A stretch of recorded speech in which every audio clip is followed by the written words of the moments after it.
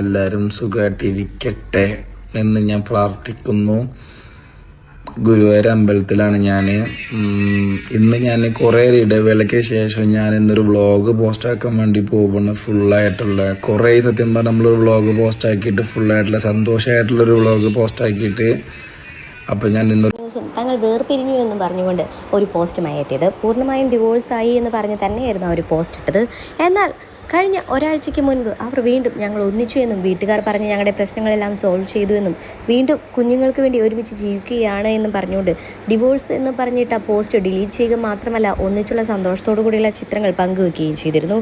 എന്നാൽ ഇതാ സുജിനും പൊന്നൂസും കൂടി ഒരു രണ്ടാം വിവാഹം കഴിച്ചിരിക്കുകയാണ്. ഇപ്പോൾ എല്ലാ പ്രശ്നങ്ങളും പറഞ്ഞ് അവസാനിപ്പിച്ചുകൊണ്ട് വീണ്ടും ഒന്നിക്കുന്നത് ജീവിതകാലം മുഴുവൻ സന്തോഷം നിറഞ്ഞു നിൽക്കണമെന്ന ആഗ്രഹം കൊണ്ടായിരിക്കണം ഗുരുവായൂർ അമ്പലനടയിൽ വെച്ച് തന്നെ രണ്ടാമത് താലി കെട്ടിയത്. ഗുരുവായൂർ അമ്പലനടയിൽ വെച്ച് കുഞ്ചൂസിൻ്റെയും അമ്മയുടെയും സാന്നിധ്യത്തിൽ വീണ്ടും പൊന്നൂസിനെ താലികെട്ടി സ്വന്തമാക്കിയിരിക്കുകയാണ് സുജിൻ.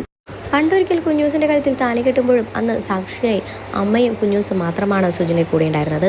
അവരെയും തൻ്റെ രണ്ട് മക്കളെയും സാക്ഷിയാക്കിയാണ് ഇത്തവണ ഗുരുവായൂർ അമ്പലനടയിൽ വെച്ച് പൊന്നൂസിൻ്റെ കഴുത്തിൽ സുജിൻ പൊന്നൂസിനോടുള്ള വീണ്ടുമുള്ള ഒത്തുചേരൽ സന്തോഷം പങ്കുവെച്ച് സുജിൻ തൻ്റെ ഇൻസ്റ്റാഗ്രാം ലൈവുമായി എത്തിയത്.